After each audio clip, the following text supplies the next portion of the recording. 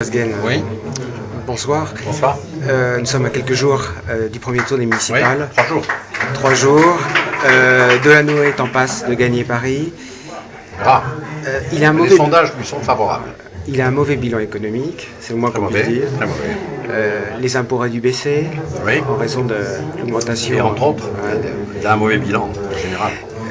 Et nous n'avons pas réussi à faire passer cette idée, mais peut-être parce qu'on a été gêné par la campagne nationale, que le bilan n'était pas bon.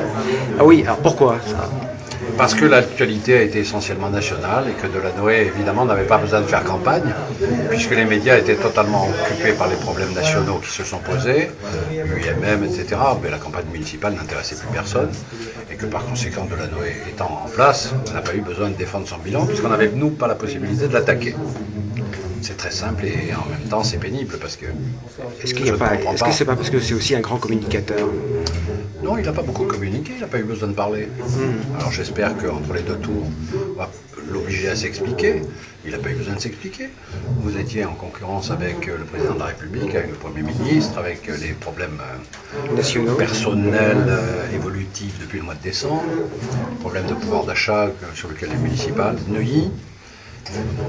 Qu'est-ce que vous voulez faire? Donc on a subi et Delanoë en a profité. Cela étant, je sens quand même depuis quelques jours qu'il y a une petite remontée, parce que l'attaque contre Sarkozy a été tellement forte que l'électorat de droite a compris quand même qu'il y avait un règlement de compte en perspective. Voilà, pourquoi les journalistes se sont attaqués aussi violemment Ils ne se sont pas attaqués violemment à Nicolas Sarkozy? Ce pas les journalistes, je crois que le cap qui a été dépassé, c'est Marianne.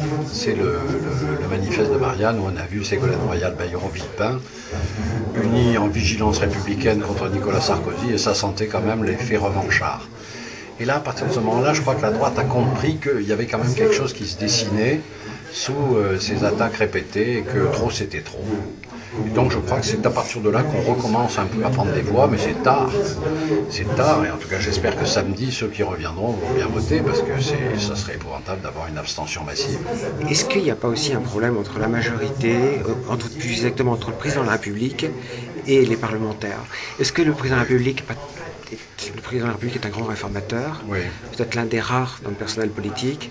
Est-ce que paradoxalement, il n'y a pas une grande partie de la majorité, des parlementaires de la majorité qui sont encore très conservateurs, comme Non, l'est la France? Franchement non, parce que je pense qu'il y a eu quelques bavures, notamment avec le rapport Attali. Mais les critiques sur le rapport Attali n'étaient pas sur les mesures Attali. D'abord, elles étaient sur Attali. Pourquoi aller chercher quelqu'un qui avait fait toute la carrière de François Mitterrand pour présenter un rapport qui était censé être libéral? En plus, en plein milieu des municipales, le rapport Attali a très largement bouffé l'actualité pendant une semaine, ce qui fait qu'on n'a pas pu parler des municipales. Si vous voulez, le malaise qu'il y a eu entre les candidats aux municipales et un peu l'effet médiatique de Nicolas Sarkozy, c'est que beaucoup voulaient avoir une campagne locale, ce qu'ils ont réussi à faire souvent en province, parce qu'il y a de la presse locale. À Paris, nous n'avons pas de presse locale, nous avons une presse nationale. Et par conséquent, le Figaro, le Parisien un petit peu, mais enfin très peu, parlait de la presse nationale. Et par conséquent, pour la municipale parisienne, on n'avait aucun répondant. Et ça a été une gêne considérable pour nous. Alors, dernière question, est-ce que vous avez un message à donner aux électeurs de Nicolas Sarkozy lors des élections présidentielles pour ces municipales? Ah oui, c'est très simple. On est en train d'assister à un règlement de compte de la gauche qui essaye de reprendre par les municipales ce qu'elle a perdu à la loyale par les présidentielles. Moi, je crois à la force réformatrice de Nicolas Sarkozy. N'entamons pas par une abstention municipale l'effet réformateur qu'a été l'élection de Nicolas Sarkozy. Donc il faut voter, incontestablement. Et voter pour les listes de l'UMP que soutient Nicolas Sarkozy. On le fera. Merci. Merci.